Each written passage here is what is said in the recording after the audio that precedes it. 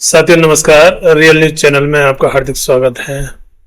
देश में भारतीय जनता पार्टी अपने आप को कुछ भी कहे और सिर्फ कहे ही नहीं, वो कामयाब भी होती रही है, चाहे वो किसी भी तरीके से कामयाब होती रही हो। लेकिन फिलहाल भारतीय जनता पार्टी के जो दिन है वो गर्दिश में है। भारतीय जनता पार्टी जो भी करती है वो उसके उलट जाता है। भारतीय जनता पार्टी ने संजीव अग्रवाल को चुनाव आयुक्त बनाया। अब भारतीय जनता पार्टी ने क्यों बनाया, मैं इसलिए कह रहा हूं कि जो सुप्रीम कोर्ट ने आदेश दिया था कि चुनाव आयुक्तों की नियुक्ति के लिए जो पैनल होगा उसमें प्रधानमंत्री, विपक्ष के नेता और चीफ जस्टिस ऑफ इंडिया होंगे, लेकिन उस नियम को बदलकर भारतीय जनता पार्टी नीति सरकार ने दूसरा ही पैनल बना दिया, जिसमें प्रधानमंत्री, एक उनके सहयोगी कैबिनेट मंत्री और एक विपक्ष के नेता शामिल होंगे। तो इस पैनल में विपक्ष के नेता का कोई मतलब नहीं है, क्योंकि प्रधानमंत्री जिसे चाहेंगे उसी की हाँ में हाँ सहयोगी कैबिनेट मंत्री जो भी शामिल होंगे वो मिलाएंगे। इसका मतलब साफ है कि प्रधानमंत्री जिसे चाहेंगे उसको चुनाव आयुक्त या मुख्य चुनाव आयुक्त बनाएंगे। तो इस तरीके से कहा जा सकता है कि प्रधानमंत्री नरेंद्र मोदी ने चुनाव आयुक्त जो बनाया वो पहले संजीव अग्रवाल को बनाया था। संजीव अग्रवाल ने खूब घपलेबाजी की, किसी बात का जवाब नहीं दिया। दुनिया भर की कितनी भी शिकायतें आई, लेकिन वो सब पी गए और उस पर वो घटिया सी सड़क साहब शेरो शायरी करके निकल लेते थे, क्योंकि उन्हें पता था कि प्रधानमंत्री उनके साथ है और प्रधानमंत्री के लिए ही वो काम कर रहे हैं, एक पार्टी के लिए ही वो काम कर रहे हैं और वो पार्टी सत्ता में है। और वो भी पार्टी ऐसे व्यवहार की है कि उसे सिर्फ अपना ही अपना बोलना है, किसी का सुनना नहीं है, किसी की शिकायत पर कोई कार्रवाई नहीं करनी है। तो एक बेताज बादशाह की तरह देश में शासन चल रहा है। तो इसलिए संजीव अग्रवाल को भी राजीव अग्रवाल को भी कोई चिंता नहीं थी। राजीव अग्रवाल के रिटायर होने के बाद में नए मुख्य चुनाव आयुक्त बनाए गए ज्ञानेश कुमार गुप्ता। अब ज्ञानेश कुमार गुप्ता ने वैसे तो अपनी तारीफ की होगी कि मैं ये भी कर दूंगा और वो भी कर दूंगा और वो भी कर दूंगा, और ज्ञानेश गुप्ता के कहने के अनुसार ही अमित शाह और मोदी जी को विश्वास भी हो गया होगा कि हाँ ये कर देंगे। लेकिन जब ज्ञानेश गुप्ता मैदान में आए तो एक दूसरा ही पहाड़ ऊपर से टूट पड़ा, या कहेंगे सिर मुड़ाते ही ओले पड़े। ज्ञानेश गुप्ता ने अभी चुनाव तो कोई नहीं कराया, बिहार विधानसभा चुनाव उनका पहला था, और उससे पहले उन्होंने एसआईआर शुरू कर दी, जिस पर सारा देश चौंक गया। एसआईआर करने के लिए वैसे खैर गलत नहीं है, लेकिन उसके लिए समय करीब 1 साल चाहिए, जबकि बिहार विधानसभा चुनाव में सिर्फ 2-3 महीने बचे हैं। और 24 जून को अचानक ज्ञानेश गुप्ता आदेश कर देते हैं कि बिहार में वोटर लिस्ट का एसआईआर होगा, यानी गहन परीक्षण होगा। अब उस पर गहन परीक्षण भी हुआ, किया भी, उसको रोकने के लिए तमाम बातें चली, याचिकाएं सुप्रीम कोर्ट में लगी, लेकिन वो रुक तो नहीं पाई। लेकिन छिछालेदार बहुत हुई। चुनाव आयोग और भारतीय जनता पार्टी दोनों की साथ साथ हुई। कुछ भारतीय जनता पार्टी ने वो सारी बीमारी अपने ऊपर ले ली कि जनता या कोई नेता आरोप लगाएगा चुनाव आयोग के ऊपर, चुनाव आयोग कुछ बोलेगा नहीं और भारतीय जनता पार्टी उसका जवाब देगी। इसका मतलब दोनों का नेक्सस है। एक तो मुख्य चुनाव आयुक्त या चुनाव आयुक्तों की नियुक्ति जो पैनल में बदलाव किया गया, वहीं से वो बात सिद्ध होती थी। दूसरे, चुनाव आयोग से सवाल करने पर जवाब भारतीय जनता पार्टी के नेता देने लगे, तो वो नेक्सस जनता के सामने खुला हुआ आया। सबके सामने वो पोल खुली और जनता में एक संदेश गया। उसके बाद में राहुल गांधी ने जो 7 अगस्त को कर्नाटक में प्रेस कॉन्फ्रेंस करके जो महादेवपुरा विधानसभा सीट पर करीब 6.5 लाख वोटों में से 1 लाख फर्जी वोट निकाल के बताए, तो उससे देश स्तब्ध रह गया। यह बात अपने आप सुनने में ही बड़ी खतरनाक लगती है। और हालांकि ये वोटर लिस्ट में जो फर्जी वोट जोड़े गए थे वो ही सामने आ पाए हैं, लेकिन जिनके वोट काट दिए गए थे वो तो इसमें सामने आई नहीं, तो उनकी संख्या और ज्यादा भी हो सकती है। तो इस तरीके से जनता में एक मैसेज गया है कि भारतीय जनता पार्टी और उसके नेता सिर्फ धांधली से चुनाव जीतते आ रहे हैं। और कुछ भारतीय जनता पार्टी के नेताओं का बड़बोलापन कि हम 50 साल तक सत्ता में रहेंगे, ऐसे तो कोई भी नहीं कह सकता। तो जनता में एक मैसेज गया है कि ये इसी धांधली के भरोसे ही ये ऐलान करते रहे कि हम सत्ता में 50 साल तक रहेंगे। खैर, उसके बाद में बिहार में अब राहुल गांधी एसआईआर के खिलाफ विरोध प्रदर्शन कर रहे हैं, अपनी वोटर अधिकार रैली, वोटर अधिकार यात्रा निकाल रहे हैं। अच्छा जन सैलाब उनके सभाओं में उमड़ रहा है, उनकी यात्रा में जुड़ रहा है उनसे। तो उसे एक संदेश आता है कि वह जनता फिलहाल जो भारतीय जनता पार्टी की वोटर लिस्ट में गड़बड़ी की जो धांधली थी उस पर जनता खुश हुई है कि ये धांधली कम से कम पकड़ी तो गई है, अब इसका इलाज भी होगा। तो इस तरीके से राहुल गांधी के साथ तेजस्वी यादव और आज तो अखिलेश यादव भी वहां पहुंचे। तो इस तरीके से अच्छा माहौल बना हुआ है और जो सीधा सत्ताधारी पार्टी के खिलाफ है। दूसरी तरफ एनडीए ने एक और नई चाल चली है। उधर बीजेपी और जेडीयू की सरकार है बिहार में, तो जेडीयू ने अब एक नया ऐलान किया है कि वो बिहार के हर परिवार को अपनी अपनी मर्जी से रोजगार करने के लिए 10-10 हजार रुपए उनके अकाउंट में भेजेंगे।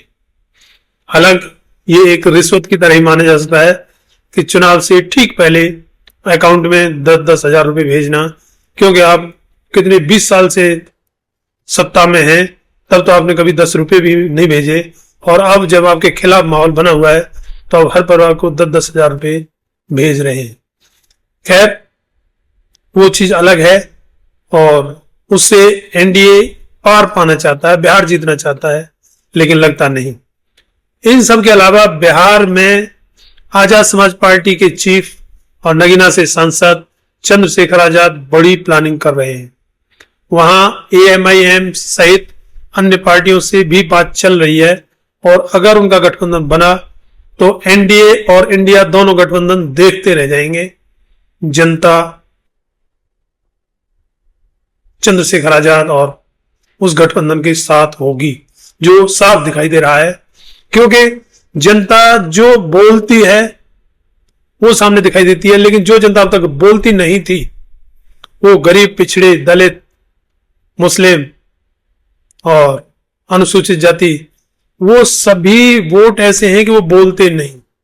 लेकिन चंद्रशेखर आजाद के मैदान में आने के बाद में वो वोटर बोलने लगा है और अपने इरादे जताने लगा है। तो जहां भी बिहार में बात करते हैं तो एक एक आदमी चंद्रशेखर आजाद को अपना मसीहा बताता है, और वो साफ साफ बताते हैं कि ये भारतीय जनता पार्टी और कांग्रेस तो हो हल्ला करते हैं, सिर्फ हो हल्ला करके सीट जीत लेते हैं, सत्ता हासिल कर लेते हैं, लेकिन जब किसी के ऊपर कोई मुसीबत आती है तो उसमें सिर्फ चंद्रशेखर आजाद और उनकी भीम आर्मी साथ में खड़ी होती है और उनके न्याय के लिए लड़ती है। भारतीय जनता पार्टी और कांग्रेस दोनों, या आरजेडी भी बिहार में, वो किसी इंडिविजुअल, किसी के साथ में कोई परेशानी आई, किसी की हत्या हुई, किसी की बलात्कार हुआ, किसी की छीना झपटी हुई, या कोई और क्राइम किसी के साथ होता है, तो उससे कांग्रेस या आरजेडी के नेताओं का कोई मतलब नहीं रहता है। ये पार्टी ऐसे राजनीति करती है कि जब चुनाव आता है उससे पहले हो हल्ला करते हैं, मीडिया का सहारा लेते हैं, मीडिया इनके पास है। और ऐसे ही भारतीय जनता पार्टी और दोनों एनडीए गठबंधन और इंडिया गठबंधन, दोनों के ही पार्टियां सिर्फ चुनाव के समय पर जनता में पहुंचती हैं और खूब हो हल्ला करती हैं, और उस हो हल्ला के सहारे ही चुनाव जीत ले जाते हैं। तो यह मैसेज भी जनता में अब फिलहाल व्याप्त है। इंडिविजुअल किसी की कोई परेशानी होती है, किसी का कोई काम रुकता है, या किसी के साथ कोई क्राइम होता है, तो उसमें भीम आर्मी और आजाद समाज पार्टी के लोग ही खड़े होते हैं। यह मैसेज जनता में पूरी तरह से फैला हुआ है, घर घर तक गया हुआ है। तो अब देखते हैं जो भी चंद्रशेखर आजाद प्लानिंग कर रहे हैं वो उनको कहां तक पहुंचाएगी। हालांकि अभी उन्होंने बिहार की 100 सीटों पर चुनाव लड़ने का ऐलान किया है, लेकिन जो और पार्टियों से जो बात चल रही है उसके बाद में उनकी क्या प्लानिंग रहेगी और कितनी सीटों पर चुनाव लड़ेंगे, लेकिन दमदारी से लड़ेंगे और अपनी उपस्थिति इस बार बिहार में चंद्रशेखर आजाद अच्छे तरीके से दिखाएंगे। यह जनता से बात करने से पता चलता है। और ये जो भीड़, रैली में जो भीड़, जनसभाओं में जो भीड़ आती है, उसका मुकाबला, चंद्रशेखर का मुकाबला कोई सी भी पार्टी नहीं कर सकती और ना ही वो कर पाते हैं। कांग्रेस के भी नेता बसें लगाते हैं और भारतीय जनता पार्टी या जेडीयू की जो रैली होंगी उसमें तो बताते हैं स्कूल, बैंक बंद करवा दिए जाते हैं और उन कर्मचारियों को लाया जाता है। लेकिन चंद्रशेखर आजाद के सिर्फ ऐलान करने की जरूरत होती है और उनके समर्थक, उनके वोटर्स अपने आप अपने किराए से रोटी बांध कर ले जाते हैं और वो सभा में पहुंचते हैं। तो एक तरफ पैसों से लाई भीड़ होती है, एक तरफ स्वतः जो भीड़ होती है, और वो भी दलित, पिछड़े, गरीब, अल्पसंख्यक जो गरीबी के मारे होते हैं, जो कभी बोलते नहीं थे, पहले उनसे बात करते थे तो वो हाँ जी दे देंगे, कोई आएगा उसको दे देंगे, कांग्रेस को दोगे हाँ जी कांग्रेस को दे देंगे, बीजेपी को दोगे हाँ जी बीजेपी को दे, मतलब वो अपनी वोट के बारे में साफ साफ बोल भी नहीं सकते कि हमारा नेता कौन है और हम किसके समर्थक हैं। जबकि कांग्रेस और बीजेपी के नेता खुलेआम, या उनके जो समर्थक हैं वो खुलेआम बोलते हैं और अपना समर्थन जताते हैं। और इन सबसे बड़ी जो बात है, कांग्रेस और बीजेपी के पास वोटर नहीं है, क्योंकि 10 से 12% जनरल कास्ट के लोग हैं जो कांग्रेस और बीजेपी के अपने वोटर हैं। बाकी तो वो बहुजनों में ही सेंध लगाते हैं और बहुजनों को ही बरगलाकर झूठे मूठे वायदे करके वो वोट लेते हैं। लेकिन चंद्रशेखर आजाद के वह स्वाभाविक वोटर है, या कहेंगे चंद्रशेखर आजाद के स्वाभाविक समर्थक है। तो जिस समय बिहार विधानसभा चुनाव होगा और उसके नतीजे आएंगे तो इस बार नतीजे बड़े चौंकाने वाले होंगे। फिलहाल एक तरफ कुछ मीडिया राहुल की वोटर अधिकार रैली को बहुत बड़ी बता रहा है, दूसरी तरफ एक मनु मीडिया सर्वे दिखाकर बता रहा है कि भारतीय जनता पार्टी को भारी बढ़त। लेकिन चंद्रशेखर आजाद मैदान में है और उन्हें किसी साधन या ज्यादा पैसे की जरूरत नहीं है, वो सिर्फ अपना टेंट लगाएंगे, जनता तो खुद व खुद उनके पास चली आएगी। क्योंकि चंद्रशेखर आजाद के पिछले 8-10 साल के जो मेहनत है, जो काम है, उनसे वो लोग बहुत ज्यादा प्रभावित हैं और उन्हें लगता है कि अब हमारे साथ खड़ा होने वाला कोई नेता हमारा है। क्योंकि गरीब आदमी के मान सम्मान को ठेस लगातार पहुंचाई जाती है, उनके साथ में मारपीट, हत्या, बलात्कार, छीना झपटी आदि जुर्म होते हैं। लेकिन ये बड़े गठबंधन जितने भी हैं और उनकी पार्टियों के नेता उस समय गायब होते हैं, सिर्फ उस समय दिखाई देता है तो भीम आर्मी और आजाद समाज पार्टी का कोई नेता या उनका संगठन, और वो उनकी लड़ाई लड़ता है और उनको न्याय दिलाने के लिए पूरी मेहनत करता है। और उस जनता का भीम आर्मी और आजाद समाज पार्टी के नेताओं पर और उनके चीफ चंद्रशेखर आजाद पर पूरा भरोसा बन चुका है। इस वीडियो में इतना ही। चैनल को सब्सक्राइब जरूर करें जिससे ऐसी इंफॉर्मेटिव न्यूज आपको लगातार मिल सके, और इसको घर घर तक पहुंचाने के लिए शेयर ज्यादा से ज्यादा करें, कमेंट में अपनी राय जरूर लिखें। धन्यवाद। जय भीम, जय भारत।